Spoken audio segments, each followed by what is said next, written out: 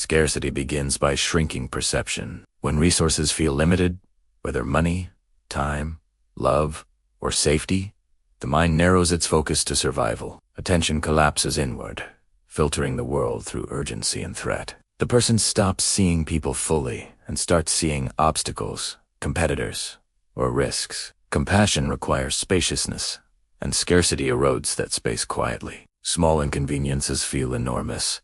Minor slights feel intentional, and patience thins. The nervous system stays alert, scanning for loss. This constant vigilance leaves little room for curiosity or generosity. The person may not want to be harsh, yet finds themselves reacting sharply, protecting what little they believe they have. Scarcity convinces the mind that softness is dangerous and openness is costly. Over time, empathy becomes selective, offered only when it feels safe or beneficial. The world begins to look hostile, not because it changed, but because the lens did. Cruelty here is not a choice, but a consequence of tunnel vision. When perception is reduced to survival, humanity becomes secondary. Only when safety slowly returns does vision widen again, allowing others to reappear as people rather than threats. Scarcity teaches people to hoard emotions the way one hoards food during famine. Affection becomes rationed.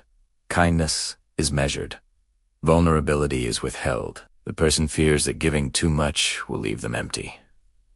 This fear hardens the heart. They may appear cold or distant, not because they lack feeling, but because they are guarding it fiercely. Emotional generosity feels risky when love has felt scarce or conditional. The person learns to save warmth for emergencies, offering it sparingly or strategically.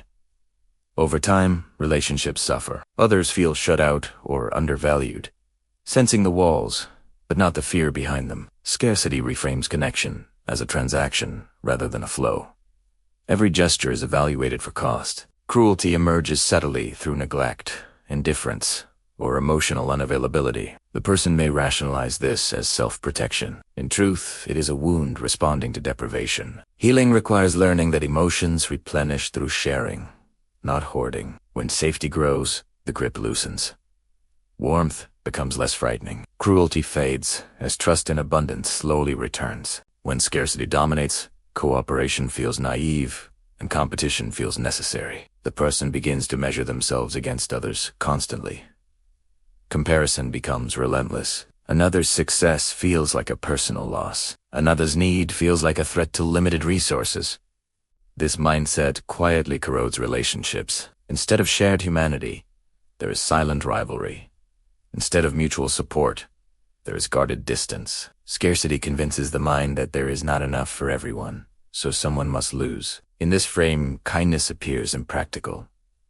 Helping others feels like weakening oneself. Cruelty emerges as defensiveness, dismissal, or subtle sabotage. The person may not even realize they are competing. It feels automatic, justified, even rational. This erodes trust on both sides. Relationships become strained by unspoken tension. The tragedy is that scarcity often isolates the very people who need connection most. When the belief in lack softens, cooperation becomes possible again. Abundance restores the idea that another's gain does not require one's loss. Cruelty dissolves when connection no longer feels like a zero-sum game. Scarcity shortens the emotional fuse. When the mind is preoccupied with unmet needs, tolerance evaporates. Small delays feel unbearable. Minor mistakes provoke outsized reactions. The body is already under strain, leaving little capacity for grace. Irritability becomes the surface expression of deeper fear. The person may snap at loved ones or strangers alike, later feeling confused or ashamed. This cruelty feels out of character, yet it keeps appearing. Scarcity keeps the nervous system in constant alert, interpreting inconvenience as danger. There is no room to pause. Everything feels urgent. This urgency strips interactions of warmth. Conversations become sharp. Listening becomes difficult. The person is not trying to hurt others. They are trying to survive. Still, the impact lands as cruelty. Relationships absorb the damage. Healing begins by addressing the underlying deprivation rather than judging the reactions alone. When needs are met consistently, patience returns naturally. Calm re-enters the body. Cruelty fades not through effort, but through relief. Scarcity often produces rigid morality. When resources feel limited, rules tighten. There is less tolerance for nuance, context, or complexity. People are sorted quickly into deserving and undeserving.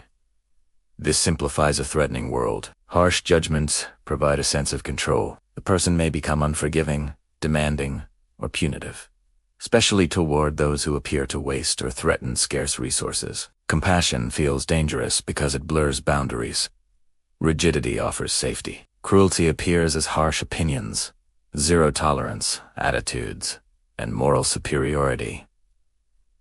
This rigidity can feel righteous. In truth, it is fear seeking structure. Scarcity narrows ethics into absolutes. Humanity becomes conditional. When abundance slowly returns, morality can soften again. Complexity becomes tolerable. Mercy becomes possible without feeling unsafe. Cruelty retreats as the need for rigid control diminishes. Under scarcity, helping others feels costly. The person hesitates before offering support, advice, or resources, even when they want to help. An inner voice warns of depletion. This creates emotional withholding. Requests are met with distance or excuses. The person may feel guilty, yet still pull back. Scarcity reframes generosity as loss. Cruelty emerges quietly through absence.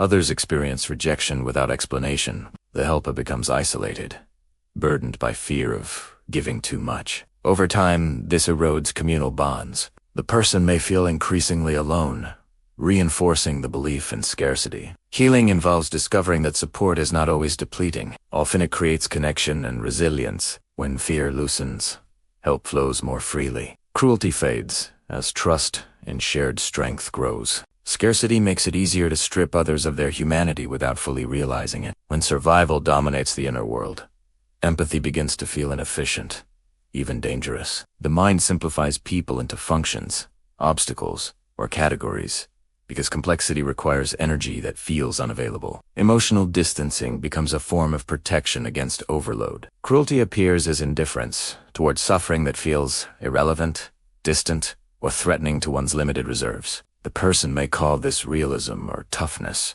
believing they're simply seeing the world as it is. In truth, the system is overwhelmed and seeking relief. Dehumanization narrows perception, so the world feels manageable. But the cost is profound disconnection. Faces lose depth, stories lose meaning, and pain becomes abstract. This state is not born from hatred but from exhaustion and fear. Healing begins when safety is slowly restored, not through moral pressure, but through relief. As the nervous system settles, empathy naturally returns.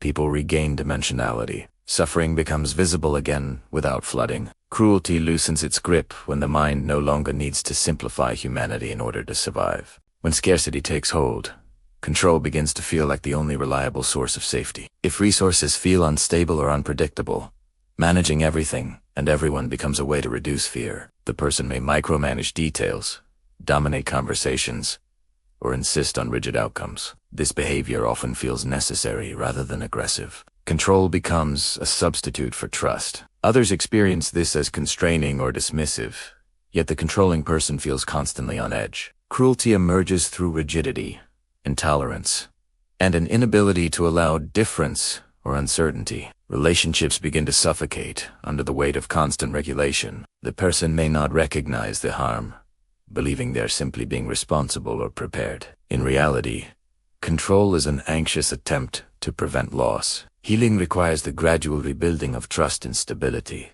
both internal and external. When life feels less precarious, the need to dominate softens, flexibility returns.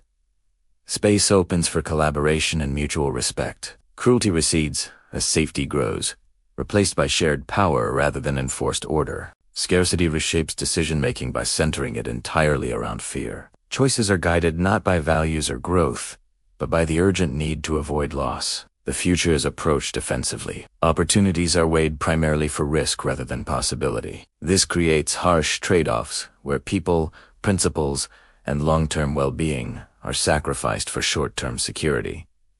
Cruelty enters quietly through justification. The person tells themselves there was no alternative, that survival required these choices. Compassion feels like a luxury they cannot afford. Over time, this pattern erodes integrity and connection. The person may feel increasingly disconnected from who they once were. Fear-based decisions narrow the path forward until life feels constricted and heavy. Healing begins when options expand, even slightly. When resources increase or support appears, fear loosens its grip. The nervous system gains room to consider more than survival.